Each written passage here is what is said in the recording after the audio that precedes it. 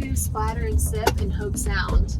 And we're going to get covered in paint. Isn't that right? Yeah. Our arms, our face. We're doing body paint. I kind of just want to paint your whole body. Okay. I'd let you do that. Yeah. So we offer people an interactive art experience. We go anywhere from splatter painting, using different tools, different brushes to create a piece of abstract art. We have acrylic bear pours, so you can pour paint over these acrylic animals, unicorns, bears.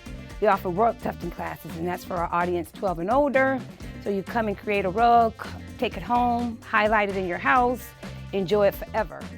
This is like one of our rugs, and so you can kind of see our heart. You know, this is like freehand. I freehand this and just make any design that you think you can create. You know, you can just about do it here.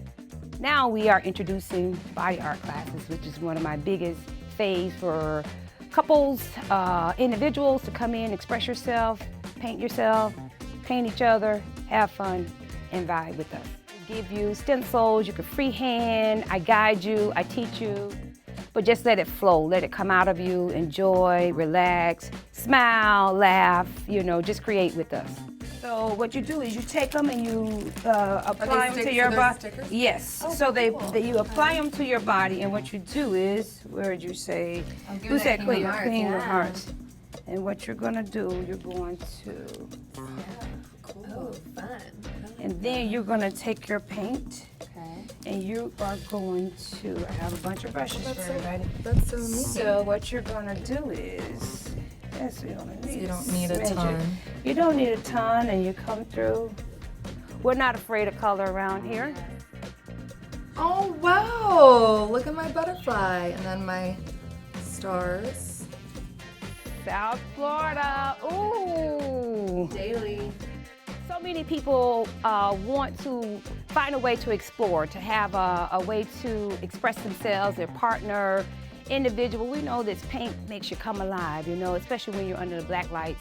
You know, when you have that UV reactive paint on you, you know, it is a vibe. You know, you come in and you're like, oh my God, and you can see it, it glows, it pops, and it stays on for a couple of days if you want it to, you know. So it's just one of those things. It's all about fun and letting it all go. All aboard! Next stop, America's first resort destination.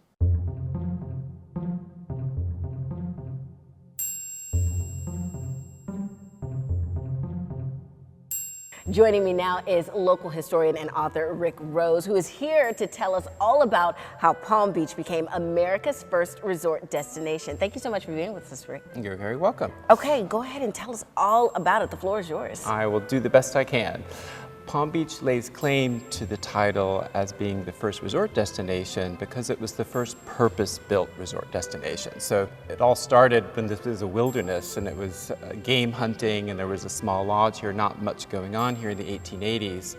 But it was because of the vision of Henry Flagler that really, turned this area into a resort destination. The story is very charming as well. So he had already built a hotel in St. Augustine, the Hotel Ponce de Leon, for he and his wife, and they were a little disappointed in the weather in St. Augustine because it gets cold there in the winter months. You get a frost there, it's a little gray.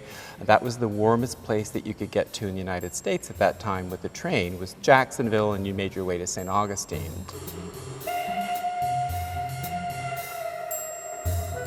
One of the main reasons why Palm Beach became America's first resort destination is because of an artist, Laura Woodward. She had gone on an adventure trip down here to Palm Beach. At that time, it was called the Lake Worth region, and she was doing landscape paintings. She took those paintings back up to St. Augustine with her and was selling them at the Hotel Ponce de Leon, which Henry Flagler had already built in the 1880s. And when Mr. Flagler spotted her artwork, and they were themed Florida landscapes, he asked Mrs. Woodward, "That doesn't look like any Florida landscape around here in St. Augustine. Where is that?" And Mrs. Woodward said, "Well, that's a beautiful paradise down in the Lake Worth region." So paraphrasing, she said more or less, "You should go check that out." And he did that. He did an expedition down the peninsula looking for maybe another destination to open a hotel that was warmer. So when he got on that boat in Juneau and he was making his way down the lagoon, He saw all the coconut palms swooping from the banks of the lake, flowering royal poinciana trees. He discovered the place where Mrs. Woodward was doing those paintings. And so one of the stops of that boat was approximately here at the location of Whitehall. He got off that boat, and within months he started buying up all the property here. And in 1894 he opened the Royal Poinciana Hotel. And when that opened in 1894, it was the biggest hotel in the world, the biggest wooden structure in the world. And in addition, he built a train system down from Jacksonville, the Florida East Coast Railroad, all the way down from Jacksonville, just to get to that resort. So this area opened as a resort long before it actually became a town or a city. That's what differentiates it. So when you think about those early times, do you ever, as you were writing and researching, did he think what they thought in California when they struck gold? Eureka, I have found the spot. This is it. Because it's warm all the time. Well, one thing I think we know from Henry Flagler, he was a great visionary. So he was always looking forward. In fact, another reason why I like to say that Palm Beach is America's first resort destination, there were so many other firsts here.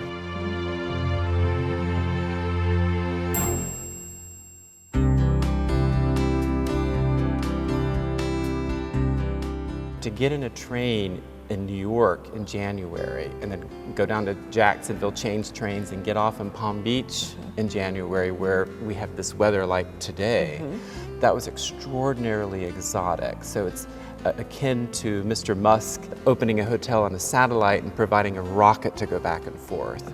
Well, to open that huge hotel in the Florida swamps, the last frontier on the American Eastern Seaboard, was quite a feat. So there's no question that he himself was probably one of the few people that had that vision, and he successfully implemented it.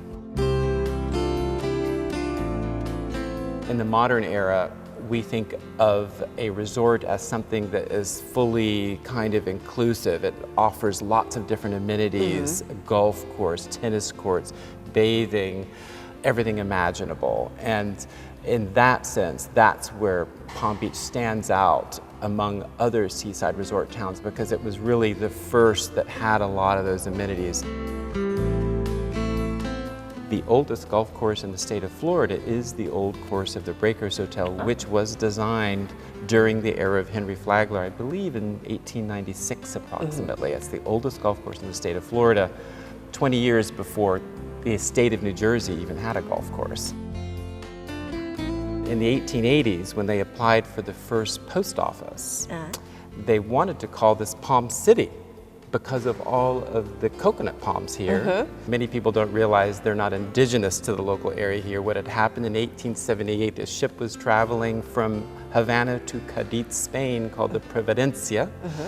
And it was a cargo ship, ran aground in a storm on our coral reefs just offshore here. The local pioneers rescued the crew off the ship. And the next day, when the weather was better, they went out to see if there was any way to rescue the ship and repair it so they could continue their trip. And in fact, there was no way to repair the ship. So the crew offered to the locals, if you can get us up to civilization, you can have the cargo. And the cargo was 20,000 coconuts. So that's how Palm Beach has all these coconut palms here.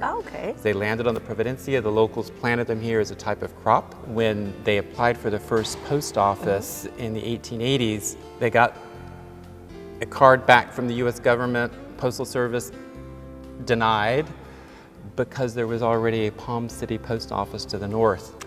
So they ended up calling this Palm Beach. South Florida Daily is giving you double the beats and double the winners. We're back with not one, but 2 ticket giveaways this week. First up, for our country lovers, Brooks & Dunn is bringing the Reboot 2024 tour to West Palm Beach. We're giving away tickets to the show at I Think Financial Amphitheater on Friday, May 3rd. The show starts at 7 p.m.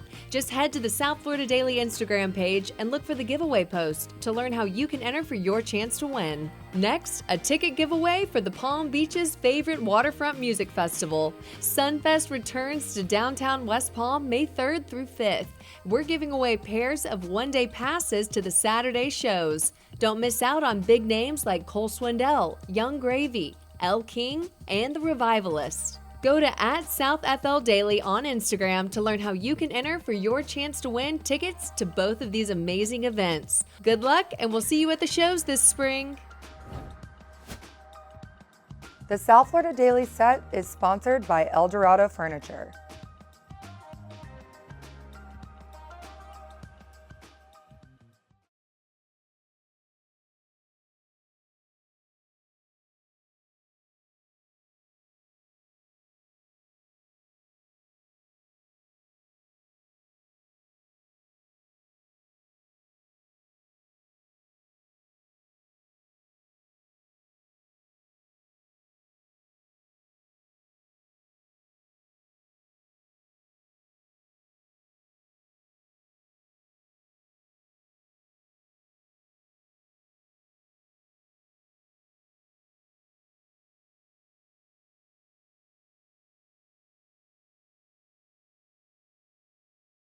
South Florida Daily is on the move with Palmtran. If you would like to learn the new sport of stand-up paddleboarding, or practice your kayaking skills, or take a snorkeling tour, then the Jupiter Outdoor Center is the place for you.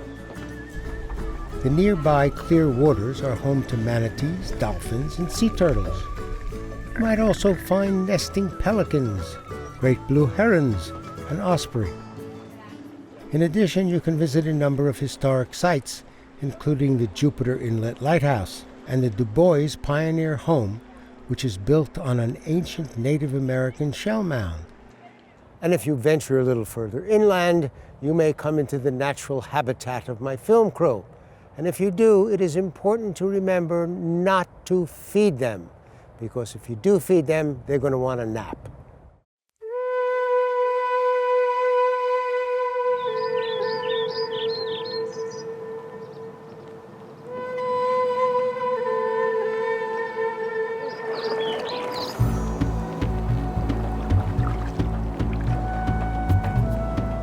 This is the federally designated Loxahatchee River Wild and Scenic Area. There was a Wild and Scenic Rivers Act that was passed by Congress back in 1968. And that gives these wilderness areas extra protection.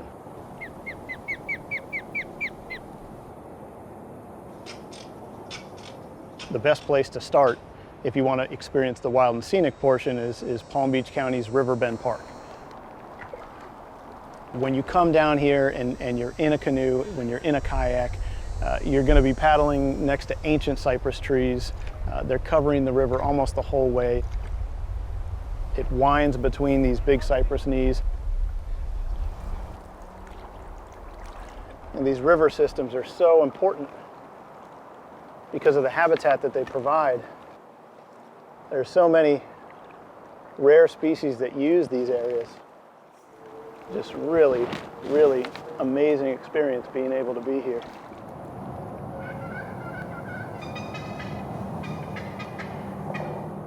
You can see how steeply this goes up onto this shell mound. Benji also took me to see the Du Bois House, which was built by one of the earliest settlers to the area.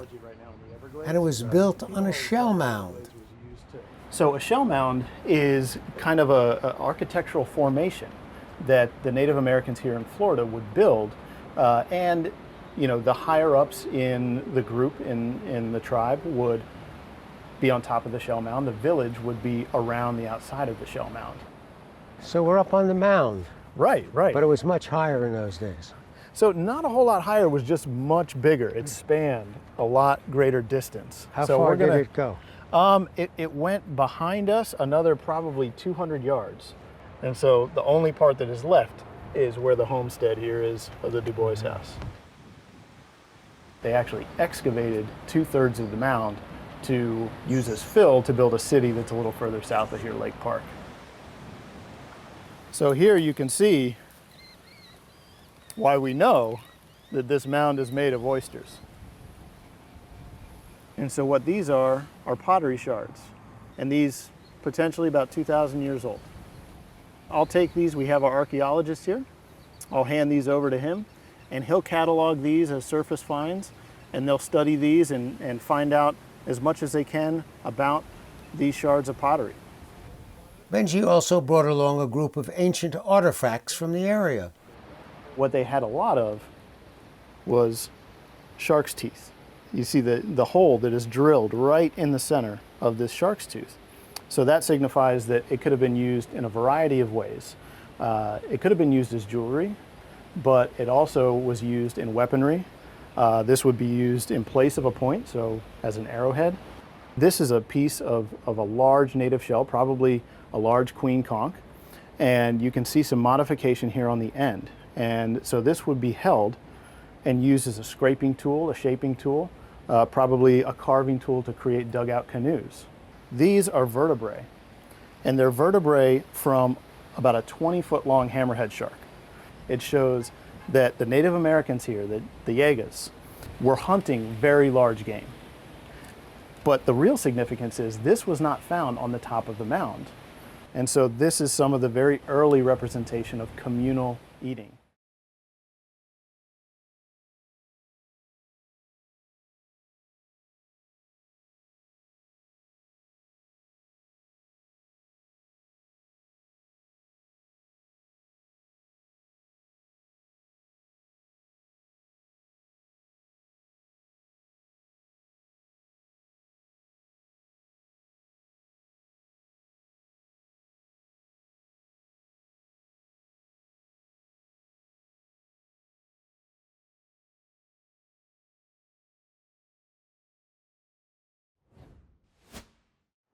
Our friend Frank Licari is back on the town showing off the best that South Florida has to offer.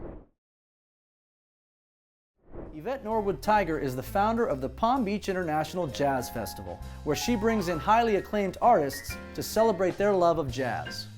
The festival takes place each year right here at the Kravis Center, where history is just singing through its halls. Let's head inside and do a little riffing with Yvette. What's the first voice that you hear that makes you go, oh? Ella Fitzgerald and Al Jarreau. I know Al Jarreau smooth. is yes. Yeah. Al Jarreau is smooth. Yeah. They both were instrumentalists with their voices. Yes. You know. What made you go, I'm going to do this as my career? Well, it came much later in my life. After I was diagnosed and recovered from a brain tumor, which happened in 2012. Wow. But before that, I was just doing it as a hobby. And I said, well, if I made it this far, this is going to be my testimony. This is my purpose, is to uplift other people, you know, through music. Tell me about the International Jazz Festival. After the surgery and everything, I said, well, I want to do big things. I want to start doing bigger stages, jazz festivals. One night it just came to me, start my own jazz festival. And I take pleasure in it because I'm able to bring in musicians who haven't performed on a large stage like that at a jazz festival, although they're quite, you know, talented. That's how you'll stay. The Kravis Center is known for quality entertainment here in Palm Beach County. What better place to have it? When I'm not going to your festival and I want to see jazz, where would I go? Great place is the Arts Garage. Another place is the Cultural Arts Center in Lake Worth. Yep, congratulations. Thank you. Maybe one day I'll have you on stage with me. Oh man, if you really want to sell this thing, of course. Who else are you going to put in the show? South Florida Daily is on the move with Palm Tran. Her soil is her fortune. For years, that's how locals have described Belle Glade and its rich, dark, and incredibly fertile soil known as black gold. Every spring, the city of Belle Glade welcomes residents and neighbors from South Bay and Pahokee for an end-of-harvest season celebration called the Black Gold Jubilee. There's a Main Street parade, a 5K run and walk at the Torrey Island campground, fabulous food, music, and fireworks to close out the show. And it happens every April in Belle Glade. The Glades is also home to the Muck Bowl, where rivals from Glades Central High School and Pahokee battle it out on the football field every November. Glades Central has won 6 state championships and has produced more National Football League players than any other county. It's easy to see why these students proudly bleed maroon and gold. Muck Bowl is like watching the Super Bowl. Many athletes have come and worn this maroon and gold from the early 70s until now. Playing football at Glades Central was just like a dream come true. Ever since I was a kid, I used to come over here with my dad, and my dad used to always tell me, I want you to play for Glades Central when you grow up. And it means a lot. Many people around the world knows about Raider football. Yeah, Glades Central is football. A lot of the pressure is on, no question about it, because there's a lot of expectation on the program to go out and do well. Playing on this football field and you make a play, everybody gonna remember you for making that one play. They gonna remember your name. They also gonna remember that time when you mess up. Nothing's given away to football. You gotta work for it. All these kids are really striving in the classroom academically.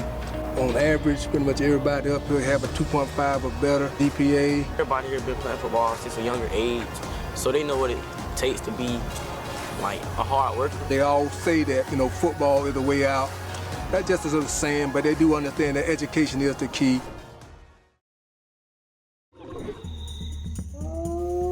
If wild experiences top your to-do list, you can head down the street to Loxahatchee and get up close and personal with lions, tigers, and more at Lion Country Safari. It's Florida's only drive-through safari adventure with over 1,000 animals. And get this, you can even camp at the park. The Western community is known for its rich farmlands and agricultural heritage, producing everything from beans and lettuces to the best sweet corn around. There's even a sweet corn fiesta held every spring at the South Florida Fairgrounds, with corny events like competitive corn eating and corn shucking contests. While you're there, check out the Fairgrounds Yesteryear Village to see how the pioneers of Palm Beach County lived, worked, and played. And if you're looking for a true farm-to-table meal, head over to Loxahatchee's Swank Farms for a gourmet experience served down on the farm. You can walk off all that food on the walking trails at Loxahatchee Groves Park, or if horses are your thing, you can hit the park's equestrian trail for a ride.